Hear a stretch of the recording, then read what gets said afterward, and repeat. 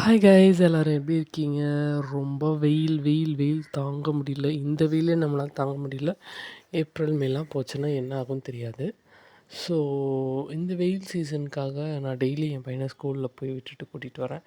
போகும்போது நல்லா போவேன், வரும்போது அப்படியே கருகி போய் கரிச்சட்டி மாதிரி வருவேன். ஸோ அந்த வெயிலில் கொஞ்சம் நம்ம அதை செட்டில் பண்ணுறதுக்கு சின்ன சின்ன ஹோம் ரெமடிஸ் பண்ணலாம். கடலை மாவு, தயிர், ஹனி போட்டு போடலாம். இல்லைனா ரோஸ் வாட்டர் டோனர் யூஸ் பண்ணலாம். ஸோ நான் இன்றைக்கி ஜஸ்ட் ஒரு கடலை மாவு, தயிர் வச்சு ஒரு சின்ன ஒரு இது வேறு ட்ரை பண்ணேன். But it's okay. பட் ஆனால் கடலை மாவு இல்லைனா பச்சை பயிர் மாவு ட்ரை பண்ணி பாருங்கள். அது இன்னும் கொஞ்சம் பெட்டராகவே இருக்கும்.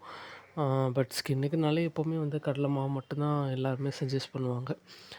இன்னும் சில விஷயங்கள் என்னென்னா, எப்போவுமே நம்மளை ஸ்ட்ரெஸ் பண்ணக்கூடிய விஷயங்கள், நமக்கு டென்ஷன் கொடுக்கக்கூடிய விஷயங்கள், நமக்கு பிடிக்காத விஷயங்கள நம்ம கேர் பண்ணாமல் வாழ்கிறது தான் நம்ம லைஃப்க்கு ரொம்ப ரொம்ப நல்லது. அவங்க நம்ம கூடயே இருந்தாலும் ஜஸ்ட் நம்ம தளபதி சொல்கிற மாதிரி இக்னோர் இட், அவ்வளோதான். அப்படியே நீங்கள் உங்கள் லைஃப்பை ஸ்மூத்தாக கொண்டு போக ட்ரை பண்ணுங்கள்.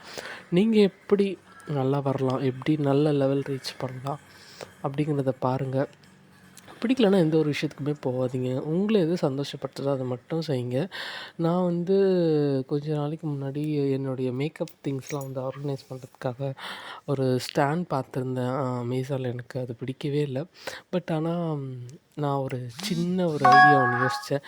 பாத்திர கடைக்கு போவோம்னு சொல்லிட்டு பாத்திர கடைக்கு போய் ஒரு ஸ்டாண்ட் மாதிரி வாங்கினேன். அந்த ஸ்டாண்ட் வாங்கி நான் செட் பண்ணியிருந்தேன். ஸோ ஆக்சுவலி இதுதான் அந்த ஸ்டாண்டு, பாத்திரம் வைக்கிற ஸ்டாண்ட் ஆக்சுவலி இது.